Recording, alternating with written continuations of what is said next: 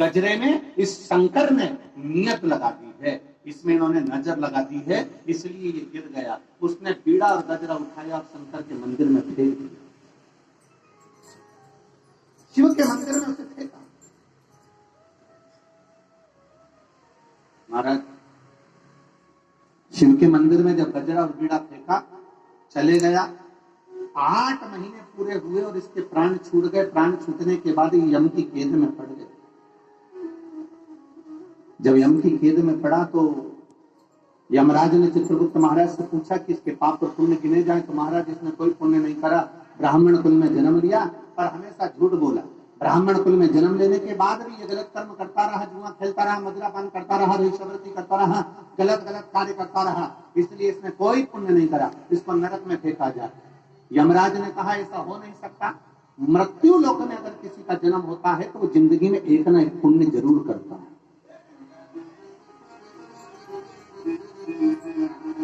कोई संसार में ऐसा जन्मा नहीं है, कोई संसार में ऐसा नहीं जन्मा जिसने मृत्यु लोक में जन्म लेने के बाद कोई पुण्य नहीं करा। इसने जरूर कोई पुण्य करा होगा। जरा देखो कि पुण्य करा तो करा कौन सा पुण्य।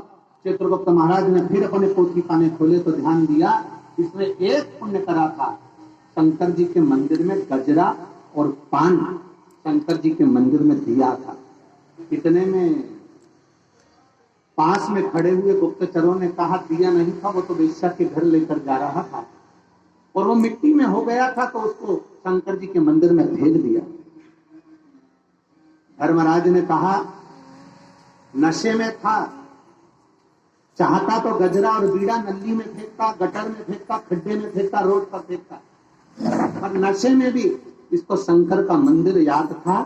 इसलिए एक काम करो, जितने कदम चलकर ये गजरा और बीड़ा लेकर शिव जी के मंदिर में पहुंचा है, उतने समय के लिए कदम गिने जाएं और उतने समय के लिए इसको इंद्र का राजपाट दे दिया है।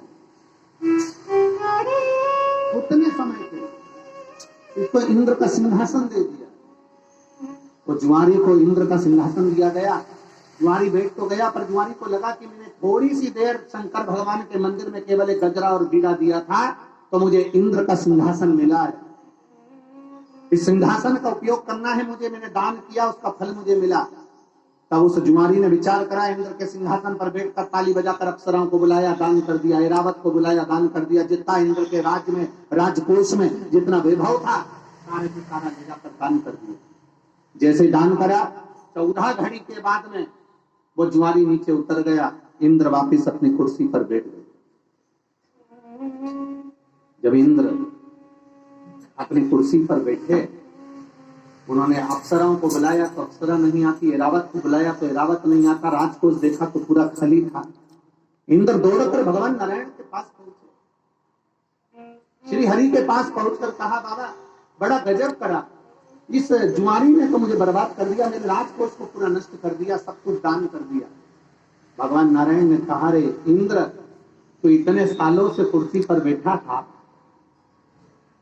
जो तू नहीं कर पाया इतने सालों में, वो 14 घड़ी बैठकर अपनी कुर्सी का सदुपयोग कर कर सब कुछ अच्छा कर कर चले गया। सही सत्ताधारी, सही कुर्सीधारी ऐसा ही होता है, जब अपनी कुर्सी पर बैठता है तो अपने देश और प्रदेश को बचाने का ही प्रयास करता है। सही सत्ताधारी वो बचाने का प्रयास करे। हमने कल कथा में